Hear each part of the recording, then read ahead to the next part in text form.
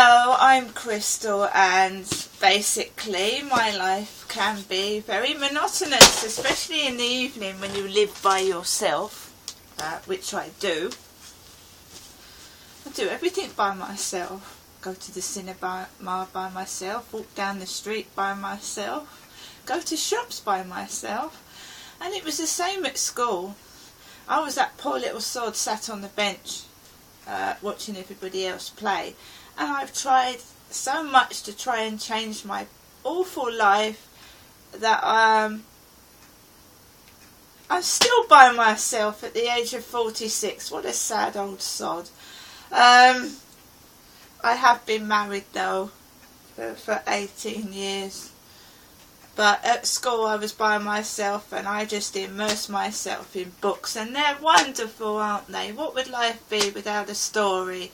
One of fiction, one of non-fiction, comics, magazines, newspapers. Where would we be without the written word? Anyway, enough about my sad, sorry life. Let's show you what books I chose to read. Me, a nondescript member of the public.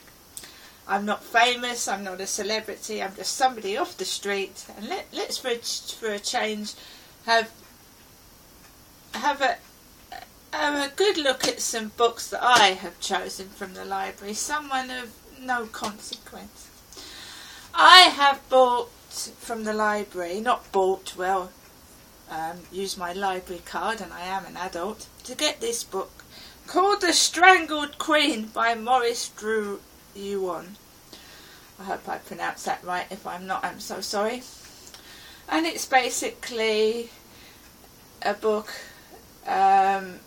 which sounds very interesting, which I'm going to read, and the back of it says, "The king is dead, long live the king. Philip IV is dead, and his great kingdom is in disarray.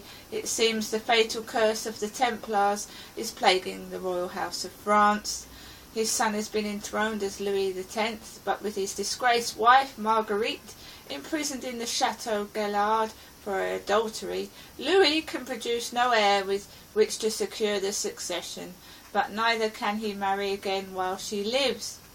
The web of scandal, murder and intrigue that once wove itself around the court of the Iron King continues to draw in his descendants as the destruction of his dynasty continues apace." I'm going to read that one. They're due back on the 22nd of September, and it gives you a couple of weeks to read a book, which in some circumstances is not enough time, but then you can get the time extended. We have Runaway, Wild Child Working Girl Survivor by Emily Mackenzie. It was if Pandora's box had opened. The course of my life changed, and in one moment I went from being a cherished child to an abused child. I was marked. Adopted at birth in 1956, Emily enjoyed a golden childhood, attending private schools and going to dancing lessons. Things changed when Emily was 7 years old and her mother turned on her. Suddenly viewing her daughter as a rival, she became addicted to beating her and encouraged her new husband, a narcissistic bully, to use his rhino whip on her. By the time Emily was 12, he was sexually abusing her. Emily found her way into the care system, where she was vulnerable to the worst excesses of male violence. She ran away to London and was drawn into life as an underage prostitute. Servicing perverted clients, it was only when she was almost murdered that she turned her life around. You know, when you get into a car with a client and they round the neck.